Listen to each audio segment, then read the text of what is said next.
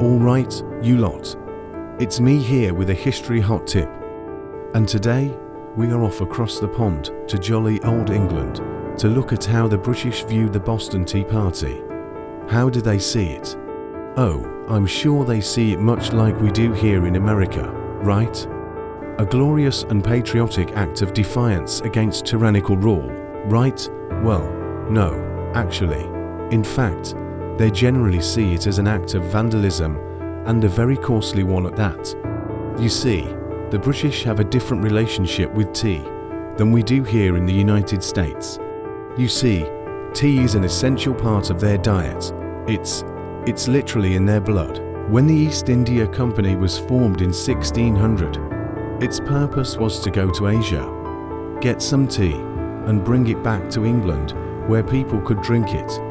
Since then, tea has been a huge part of their culture. So when the colonists dumped 92,000 pounds of tea into the Boston Harbor, they weren't just dumping tea, they were dumping a way of life.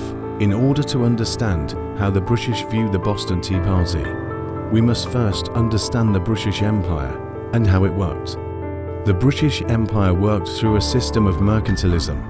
Mercantilism is an economic policy that seeks to establish a favorable balance of trade between a country and its colonies.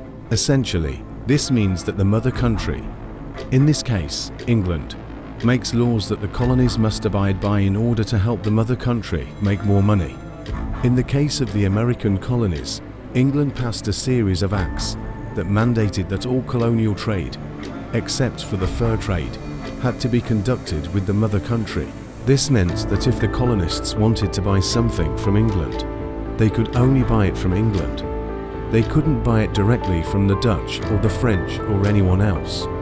Additionally, the colonists could only sell their goods to the British. Again, the purpose of this was to help the mother country make more money. The mercantilist system worked well for England because they were able to take resources from the colonies for cheap and then sell manufactured goods back to them for a profit. But it didn't work so well for the colonists because they were forced to pay higher prices for goods, since they could only buy them from the British. This created a lot of tension between the colonists and the British, and it eventually boiled over with the Boston Tea Party. But from the English perspective, the Boston Tea Party wasn't about taxation without representation or any of that other nonsense. The colonists were simply rioting and destroying private property, the property of the East India Company. To make matters worse, the colonists weren't even paying for the tea they were destroying. You see, the East India Company had a monopoly on tea in the colonies, but there was also a black market for cheaper tea. The colonists were taking advantage of this black market, and when the British tried to shut it down, they got angry.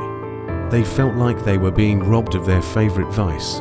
To make matters even worse, the colonists were throwing the tea into the harbor, which was also a fire hazard. I mean, can you imagine if one of those ships had caught fire? There would have been total havoc. Not to mention the stench from the rotting tea would have been terrible. So what was the British response to the Boston Tea Party? They were outraged. They saw it as an act of pure vandalism and sought to punish the colonists. This led to the passage of the Coercive Acts, which were designed to punish the colonists and reassert British authority. The British felt that the colonists had overstepped.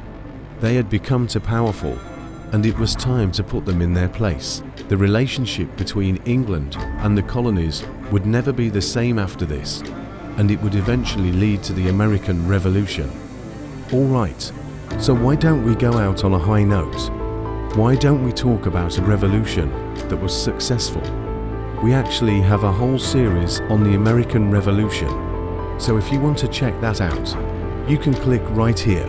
I'm also on social media, so if you want to follow me, you can do that as well. I've been Will over here with a history hot tip, and I'll see you next time. Bye.